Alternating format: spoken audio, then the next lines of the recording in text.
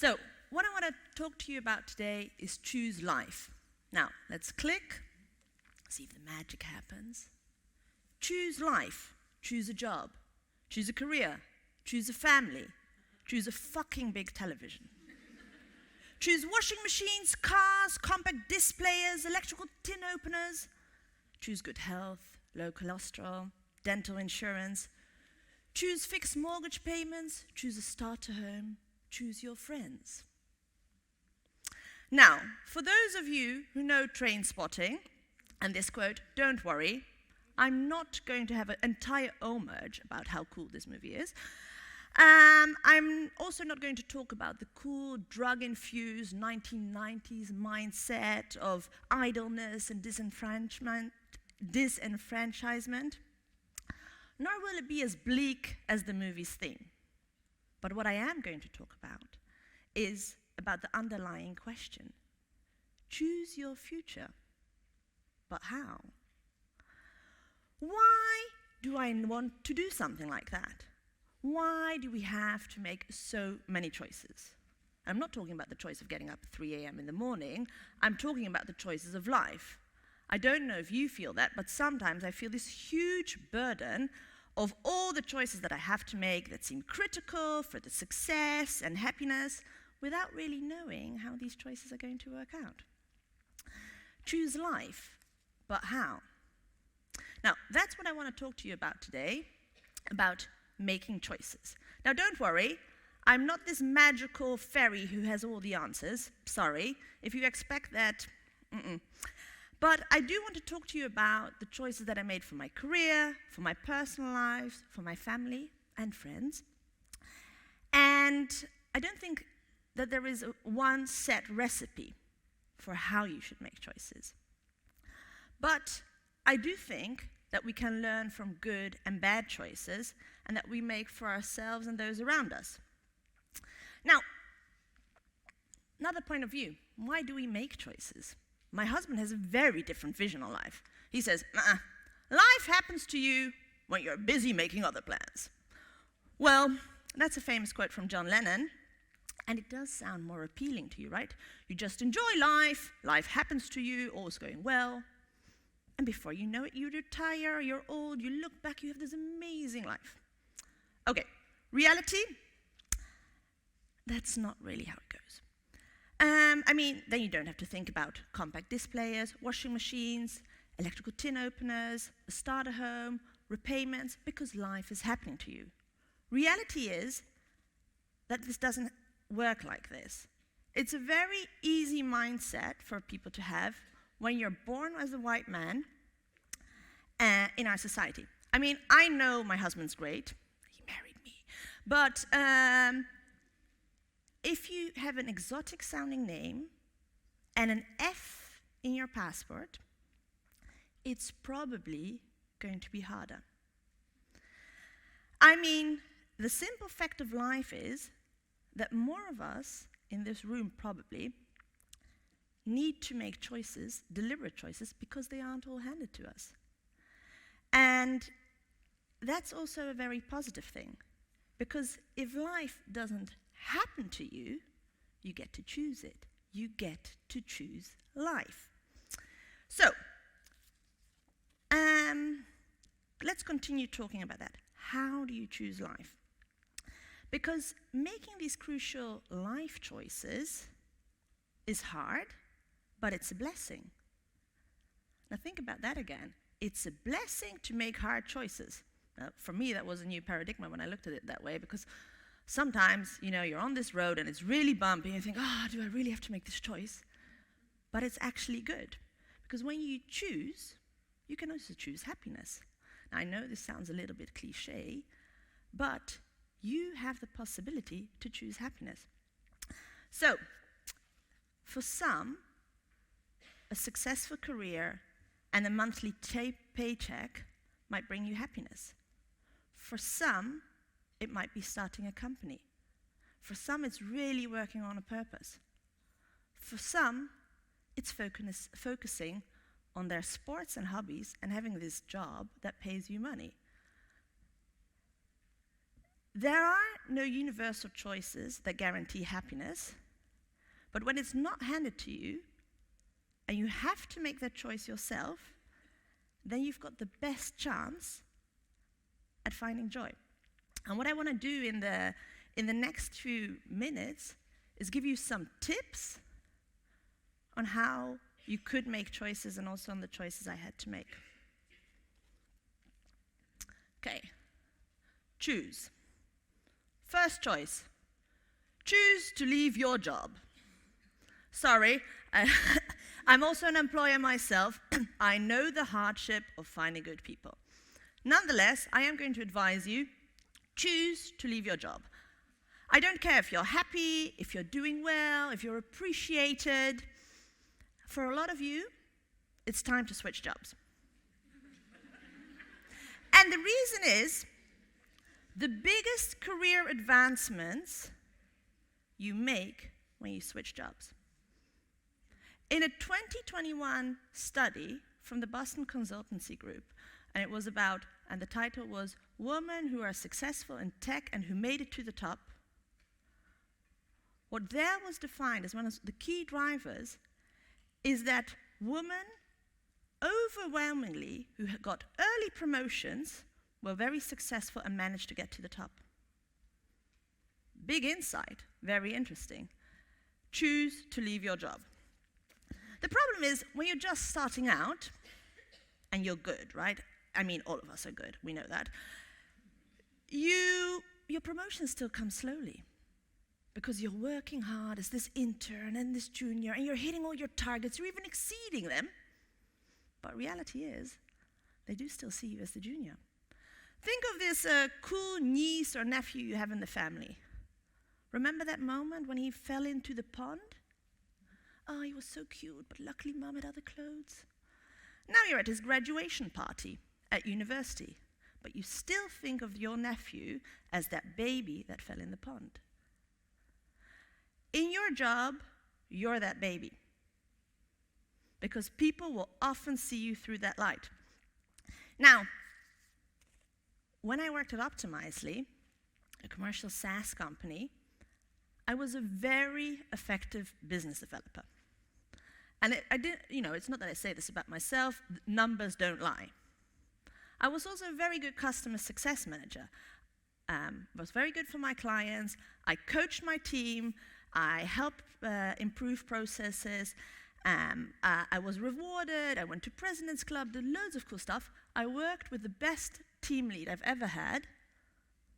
But still, the outlook of either getting a new title anytime soon, a salary raise, I don't count 50 euros as a salary raise, or an official new position anytime soon wasn't going to come. And again, I loved my job. I loved the people I worked with. But this didn't stop me from applying for and being hired for a director of customer development for a company in Berlin called Sonnen.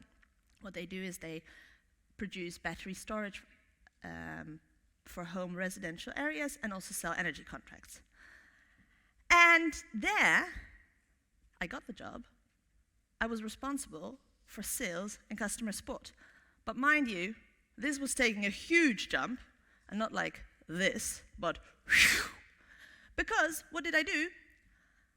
I skipped a step. I didn't become team lead, which otherwise, maybe I could have become at Optimizely, which was this lovely company, and they were appreciating me, and everything was going well, and that was the outlook, if you continue like this, you'll get there.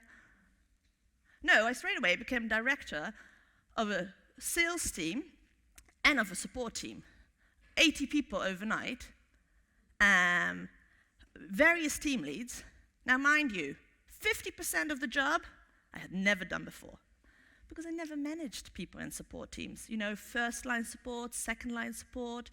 Okay, so if you want to talk about imposter syndrome and tips and tricks, I can talk about that as well. Also, I never officially managed people. Of course, I did these side gigs. I always managed here and there, but I never officially managed people. But it was a huge jump and hard, but that was the moment that launched my career. And if you want to take substantive steps in your career, you do well to leave. So choose to leave your job. Okay, next lesson or tip. Choose to ask for help. Sounds cliche, and it's well established, but you know, and men, by the way, I appreciate you being here, so I'm generalizing a little bit. You know when you see this job application, and then you think, 10 points. Man reads it, oh, 5 points. That's me. The rest I can do. A woman reads it, says, ooh, I don't meet 3, so I shouldn't apply. Maybe I should, maybe I shouldn't. Remember that Boston consultancy report I was talking about earlier, about women who make it in tech to the top? What came out there was it was clear that women often thought that they needed technical skills to be able to lead teams properly in tech. Whereas this man, cool as he is, thinks, no, I can do this, well, it's fine, I can do this. Men are right. You don't need to be able to do everything, and you also don't need the technical skills. Now, of course, it's different if you're going to, be running a lab and you need to check everything on a photo on this and difficult stuff that I can't pronounce that. But if you need to lead people, you don't always need all the skills. Because this brings me to another point. I've often found that people in leadership positions, and women especially, are hesitant, unconsciously, to hire potential competitors of them. Let me say that again. Women often are unconsciously hesitant to hire their potential competitors. And the result of that might be that you don't hire the best and the brightest, because, he could be aiming for my job. But if you don't aim on staying all the time and forever, then it's great if you hire with succession in mind. I advise you all to always be thinking of succession planning. And if you're a team lead and you want to go to higher management, step 1, hire another person who could be the team lead. The upside also of this, if you hire the best and the brightest, is that you don't need to know everything. Remember that part about services? I hired the best and the brightest people around me. They kept me on my toes, but because of that, I didn't have to know anything. Everything. Okay, good. You're paying attention. This is good. Okay, I've always made a point of hiring people that really force me to stretch myself. And when I became a country director of an electrical scooter company, UNU, one of the first things that I did is I hired a marketing manager. He was great. To be honest, he could have done my job. But there was a huge benefit, because I became pregnant, and he straight away could replace me when I was on pregnancy leave. Wonderful. So there are a lot of upsides to hiring the best and the brightest. Okay, but hiring smart people and great people around you only brings you so far. You also need to focus on other things. If you want to be successful, I advise you to not have a partner who's jealous of your success. Yeah, if your partner supports you in words but not in actions, bye-bye. Leave him or her. No, this is really, really important. If you don't have a partner who supports you in actions, it's going to be harder. Why do that? So, telling you something about myself, I have a cool husband and 2 wonderful kids. One's 4 months old, the other's 2.5. And, if anyone ever wants to babysit, I'll be sitting there. But they're a lot of work. But we do it together. Now, we both work full-time, and we both have time-consuming side gigs.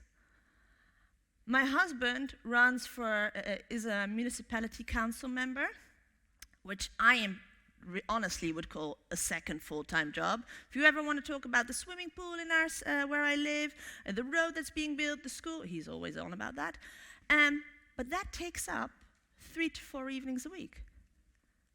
But if I go to the Hannover Messe, I went there 2 weeks ago for a week just after my maternity leave, and he's negotiating about the new city government and which party's going to work with which one. It's not an issue that I'm leaving for 4 days spontaneously. We just talk about logistics, who could help us. He then tells other people, well, we can negotiate, but in our house. And that's important. You need to organize your support at home as well as at work. Now, one of the best tips that I got a few years ago from Janneke Niesen, and she gave a similar speech, was get an au pair. If you're fortunate enough to get an au pair, which, by the way, some people say that, I neglect being a good mother because I'm not always there. I say it allows me to be an even better mother, but also be even better at work. And that's, again, a choice that I make. So again, organize the support in various forms. And that brings me to where private life meets work. I can say that I really benefited from a network of friends and acquaintances, and that I can call them when I need them. I mentioned before that when I became director at Sonnen, I didn't really have the experience in the service part. So what did I do? I literally called everyone whom I knew who worked in customer service and said, tell me about your job, tell me what you would have done differently, tell me what your people expect from you. But that was my 30-day plan later. Ask for help. It's okay. You don't need to know everything. Also, and that's also a good tip for if you're in the startup world, I negotiated a budget to straight away have a coach helping me, and be my sparring partner. In bigger companies, this is more common, that you also have this educational budgets. In startups, it isn't. But if there's one really good investment, it's choose someone who could coach you. And then, last but not least, I knew I could count on my boss, because he had been my former mentor when I worked at Tesla. So I knew at least he had a lot of trust in me. Okay, and that brings me to the other point. Now, you've all heard this, mentors are important, I bet. But that's true, mentors are important, but try and choose them for life. What we see is that women have this tendency to choose mentors for jobs. So you're in a certain job, you search for the mentors around it. Men, on the other hand, and this also comes from this cool study, say that they have mentors for a much longer time span. And that eventually pays off more. So think about that, invest in your relationships with your mentor, not when you need it, but for a lifetime. And if you have those, you can also ask, what should I do differently? How are you organizing your life? I mean, I'll be honest, I was CCO, and then I was pregnant. I know how it happened. And then I said, okay, there must be other people who are in top management positions and who go on maternity leave, right? Well, reality is there aren't so many, but I did call around and get a few tips, and try and really harvest that, because people really like to help. So that's a big one. Choose to ask for help. Now, next, choose poorly. Choose poorly?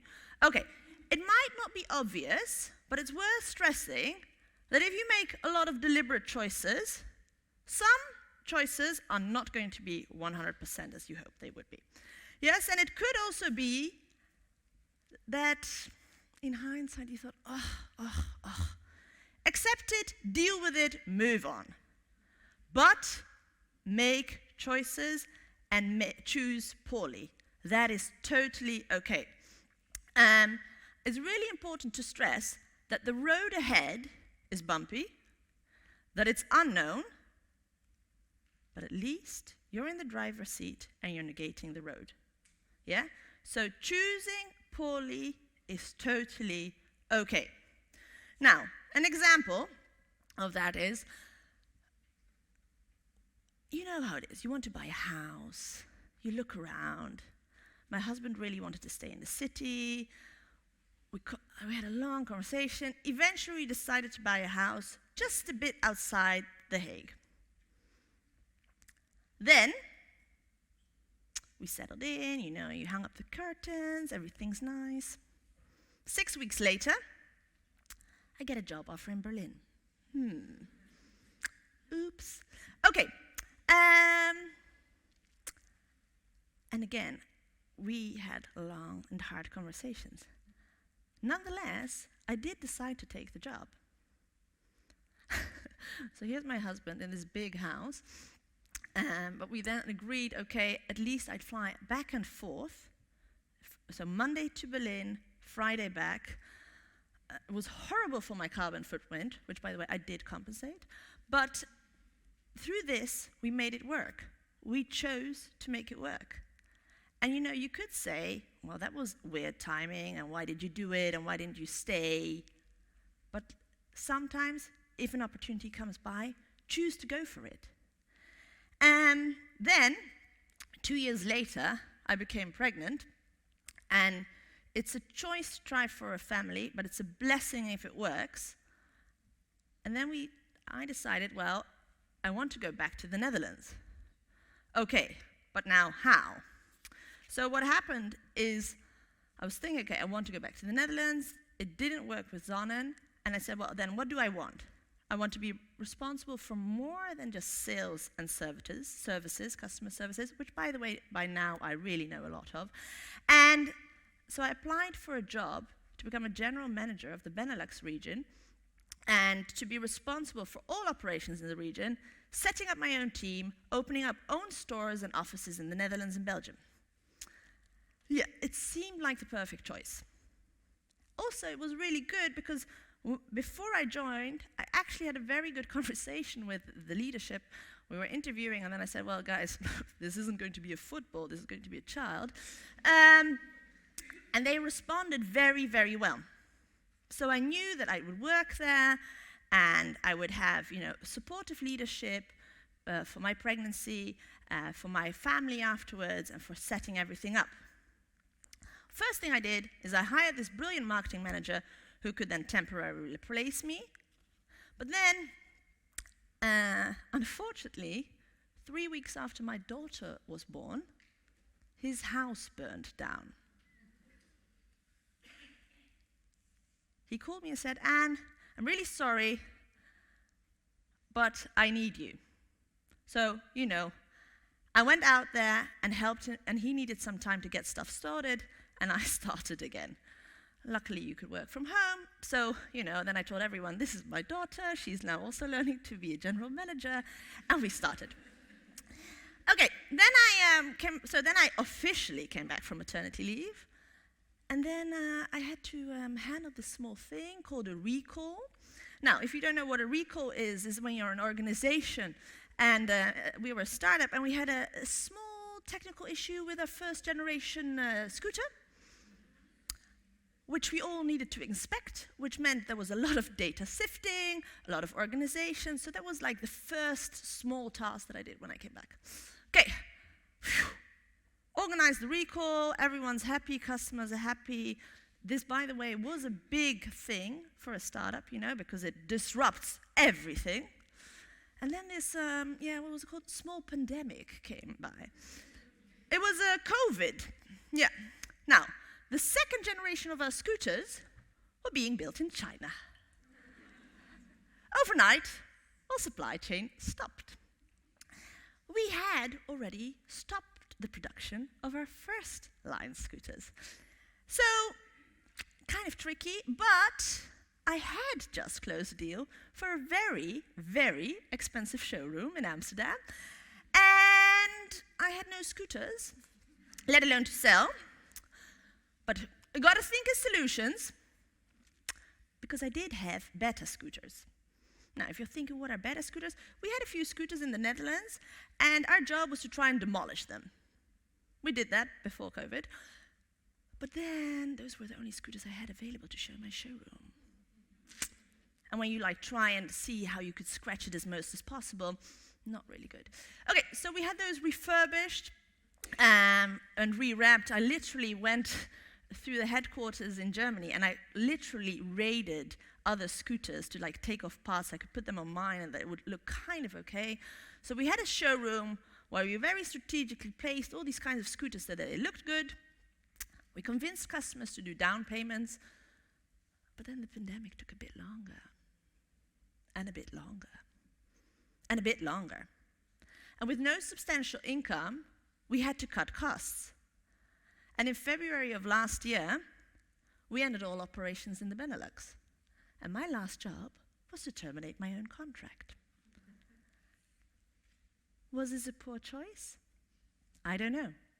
But it was a very deliberate choice. And I learned from the experience.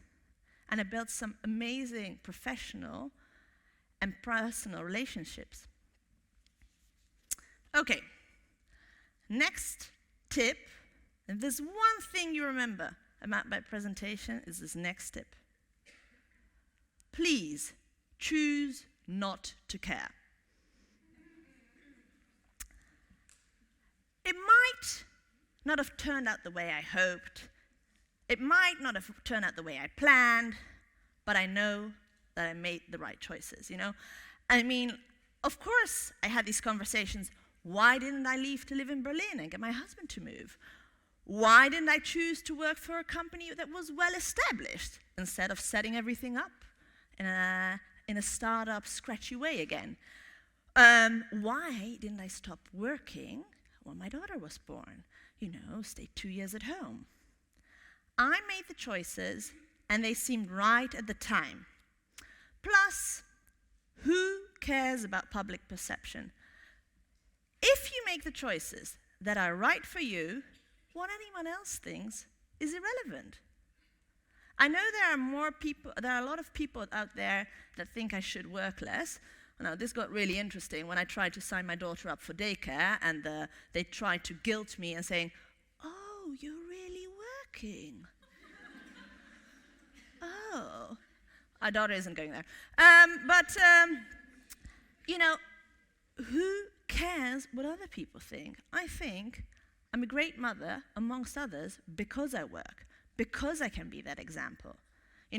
When I flew back and forth to Berlin, a lot of people thought we were crazy with our relationship, and with the carbon footprint and everything. But it was the right choice at that time. It allowed me to advance my career, it allowed me to focus on sustainable energy, and it allowed me to still be married. So in the end of the day, I live with the choices that I make, and I'm happy about it. Because that, for better or for worse, is I choose life. I choose to be in my own driving seat. I choose to be on this bumpy road. I choose to make the choices to advance my career, to balance my private life, to ask for help. And some choices turn out great and others don't. But I choose to not care what others think. I'm in the driver's seat of my life because I choose to be. And I want to challenge all of you to choose to be in that driver's seat and to choose life and really go for it. Thank you all.